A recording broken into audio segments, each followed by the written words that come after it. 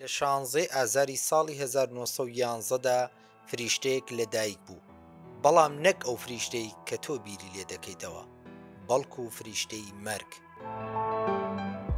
ئەو منداڵەی کە لەدایک بوو ناوی لێنەدا جۆزێف. ئێستا بۆچی پێی دەڵێن فریشتەی مەرگ؟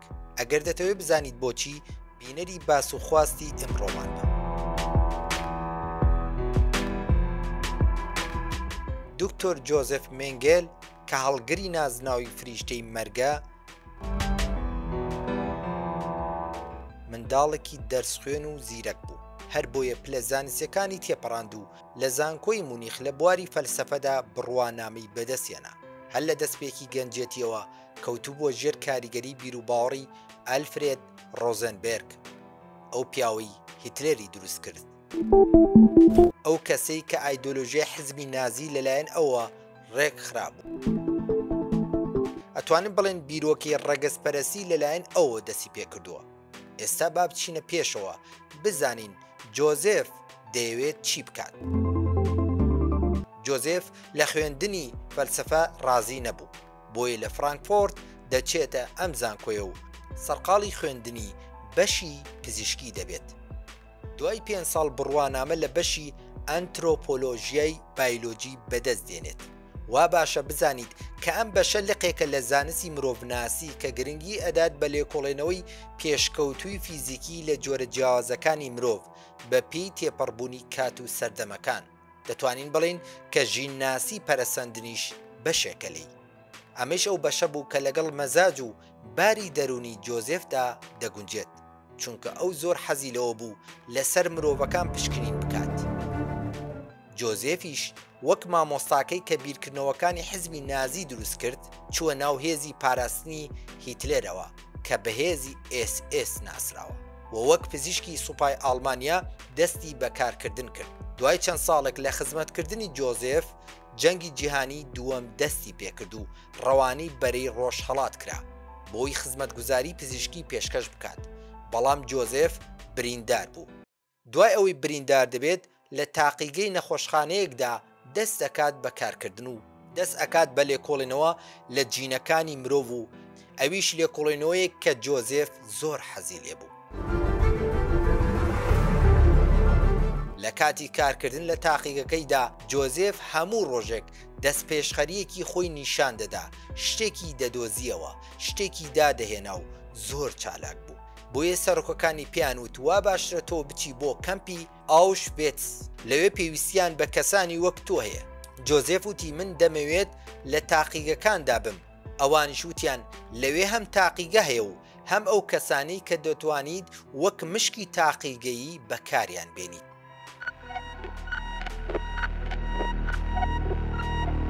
ئەم شوێنە دۆزەخێک بوو کە پێی دەگوترا کەمپ، ئەویش کەمپی کاری زۆرەملی ئاڵمانیای نازی کە دەکەوێتە پۆڵەندەی ئێستاوە. دەڵێن لەم کەمپەدا لە ماوەی 5 ساڵدا 1,100,000 کەس کوژراون، واتە ئەگەر ئەم ماوەیە بەسەر ڕۆژەکاندا دابەش بکەین، لە هەر ڕۆژێکدا زیاتر لە 600 کەس دەکوژرا. کاتێک جۆزێف چووە ئاوشڤێتس، چەندین بەرپرسیارەتی هەبوو. لێکێک لەوانە جیاکردنەوەی زیندانیەکان بوو، ئەوانەی بڕیارە لە سێدارە بدرێن بنێردرێن بۆ سێدارە، ئەوانەی کە دەبێت کار بکەن بیان بن بۆ کارکردن، ئەوانشی جۆزێف تاقیکردنەوەیان لەسەر دەکات جیا بکرێنەوە. نازەکان پیانەوە بوو کە و کەسانی کە لەم کەمپەدان لە چینی نزم و پەستی مرۆڤایەتین کە یان دەبێت کار بکەن تا مردن یان بکوژێن یان بدرێت بە تاقیگەی جۆزێف بۆ بەرەو پێشچوونی زانست. لەنێو دەستگیرکراوەکاندا منداڵی تەمەن 2 ساڵان تا ژنانی تەمەن 70 ساڵ هەبوون. ئەوانەی لەم دۆزەخە ڕزگاریان بوو ئاوا باسی دەکەن کە کاتێک جۆزێف ویستویەتی کەسەکان بۆ تاقیکردنەوەکانی هەڵبژێرێت، هەمووانی ڕیز دەکرد و بەدەم نەرمەفیکە لێدانەوە هەڵیانی دەبژارد.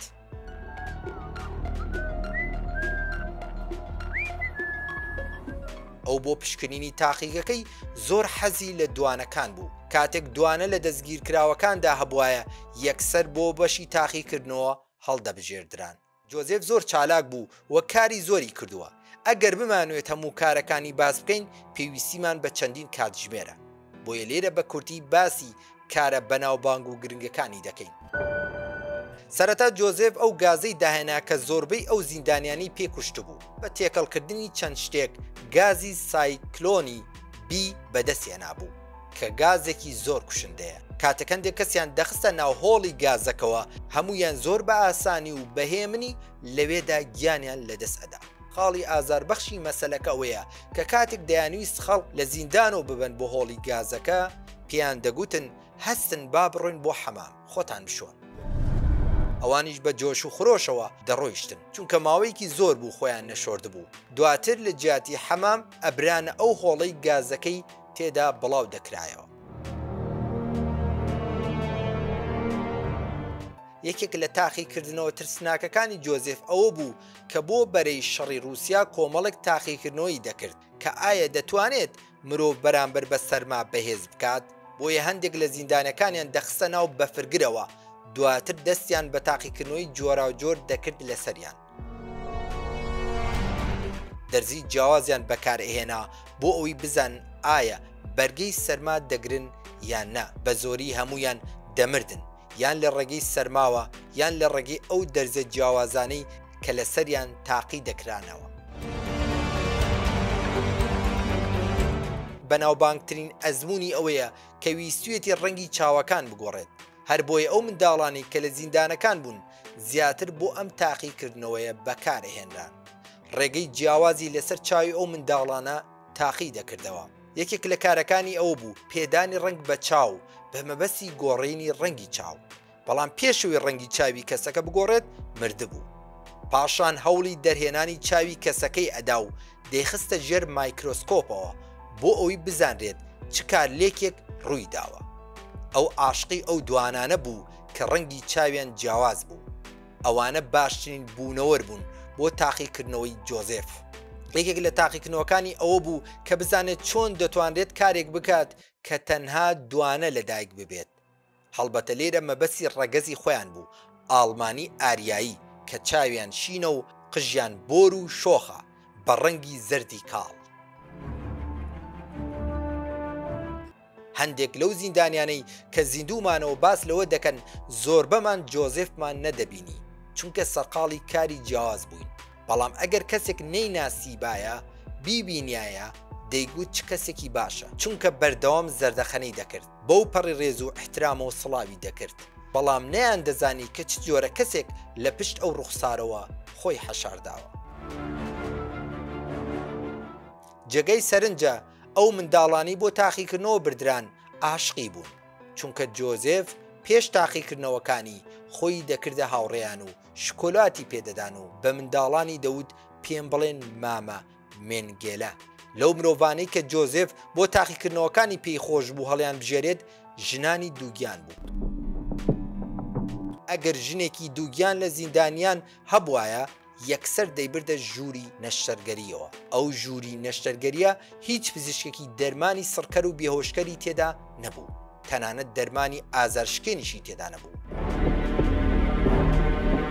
لە جێگاکەشی بە جۆرێک دەست و پێی نەخۆشەکە تون دەبەسترێت تا بە هیچ شێوەیەک نەتوانێت بجوڵێت. هەروە شتێک دەخەنە ناو دەمیەوە بۆ ئەوی هاوار نەکات. هەموو جۆرە نەشتەرگەریەک لەسەر ئەم جۆرە لە تەختەی نەخۆشخانەیە ئەنجامەدات. هەموو تاقیکردنەوەکانی بۆ ئەو بوو کە بزانێت مرۆڤ چەندێک ئەتوانێت بەرگەی ئازار بگرێت، ئەویش بەبێ مادەی سڕکەر و بێهۆشی. 5 ساڵی تەواو هەزاران کەس لە ژێردەستی جۆزێفدا بوون بۆ ئەوی هەموو جۆرە تاقیکردنەوەیەکیان لەسەر ئەنجام بدات. لەم دەستگیرکراوانە ڕۆژانە 600 کەس یان زیاتر دەکوژران، واتە ئەگەر بیان ویستایە بیان نێژن بۆ خۆی کەتیبەیەک لە هێز و مرۆڤی پێویست بوو. هەر بۆیە هەموو ئەوانەی مردبوون دایان ناردە بەشی سووتاندن و تەرمەکانیان دەسووتان تاوەکو نەبێتە هۆی پیسبوونی ژینگە و ئاوهەوا.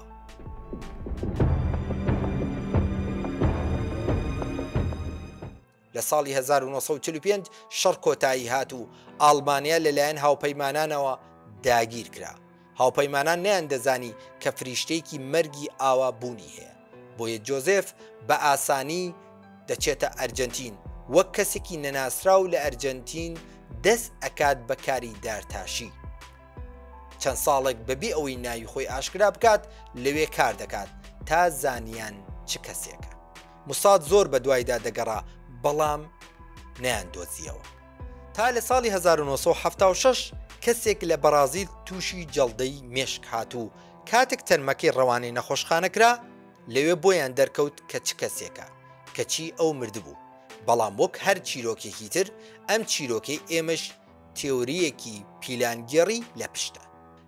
هەندێک دەڵێن ئەمریکا ئەمانەی دەستگیر کردووە دواتر بە هەر ڕێگەیەک بوو بێت زانیاریان لێوەرگرتوون کە ئایا لەو هەموو تاقیکردنەوانە چی لەبارەی جەستەی مرۆڤەوە دەستی کەوتووە. دەیگەڕنەوە کە ئەمریکا هەموو زانیاریەک کە فێر بوونە لیان وەرگرتوون و پاشان کە گیانیان لەدەستداوە چیرۆکێکی بۆ دروست کردوون. دواتر ڕایگەاندووە کەسێک لەو پزیشکانە لە بەرازیل دۆزراوەتەوە. لە کۆتاییدا ئەو مرد بەڵام ناوەکەی بۆ هەمیشە لە مێژوودا دەمێنێتەوە، ئەویش فریشتەی مەرگ.